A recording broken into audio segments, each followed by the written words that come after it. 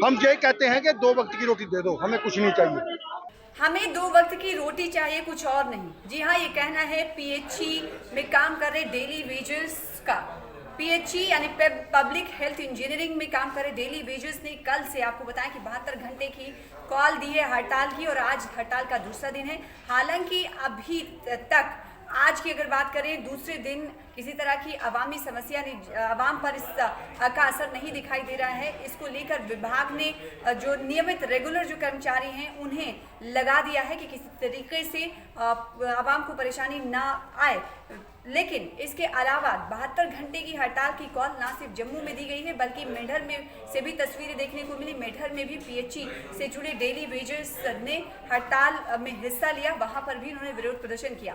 अब आपको बताएं कि डेली वेजेस मुलाजमीन का आखिर मुद्दा क्या है, जिसको लेकर ये बार बार सरकार को इंतबा दे रहे हैं।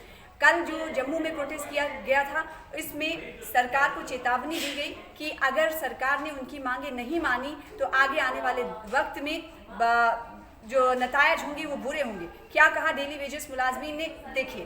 अब वो नहीं चलेगी, अब वो नहीं चलेगी। तमाम डिस्ट्रिक्ट के जितने भी प्रेसिडेंट थे सारे ने हमारा समर्थन किया हुआ।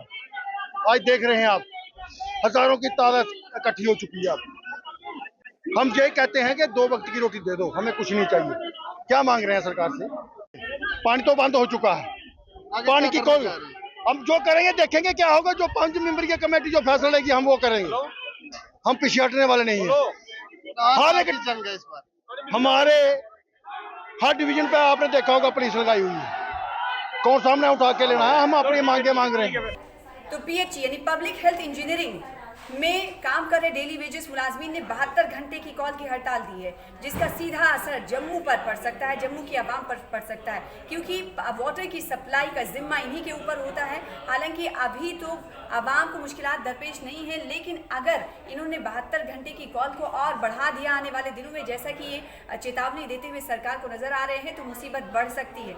इसके अलावा आपको बताएं कि सरकारी सतह पर कमेटी पिछले दिनों तश्कील दी गई थी, कमेटी बना दी गई है ताकि इन तमाम जो दैनिक वेतन भोगी हैं इन्हें रेगुलराइज किया जा सके, इन्हें परमानेंट किया जा सके। आपको बताएं कि इन्हें परमानेंट नहीं किए जाने के बाद की वजह से ये लगातार सड़कों पर बार बार उतर रहे हैं। आखिर क्यों इन्हें परमानेंट नहीं किया जाता है? इनसे बार बार वादे सरकार करती है। इनका ये कहना है कि एक बार फिर से आई वॉश करने के लिए कमेटी तश्कील दी गई है, जिस पर ये यकीन नहीं करते हैं, क्योंकि 6 महीने बाद कमेटी रिपोर्ट देगी, तब तक 6 महीने तक ये झेलते रहेंगे। इन तमाम डेली वेजेस का यही कहना है। अब आप अंदाजा लगा सकते हैं कि जम्मू के पीएचई में तैनात डेली वेजेस ने 72 घंटे की हड़ताल की है, क्योंकि हम ये जानते हैं कि अलग अलग महकमों में डेली वेजेस तैनात हैं और जम्मू कश्मीर की रीढ़ की हड्डी समझे जाते हैं। ऐसे में अगर अलग अलग विभाग में तैनात डेली वेजेस मुलाजमीन इस तरह से सड़कों पर उतर जाएंगे तो सरकार के लिए कितनी बड़ी चुनौती होगी और आवाम को कितनी मुश्किलात पेश आ सकती है, इसका अंदाजा बखूबी लगाया जा सकता है।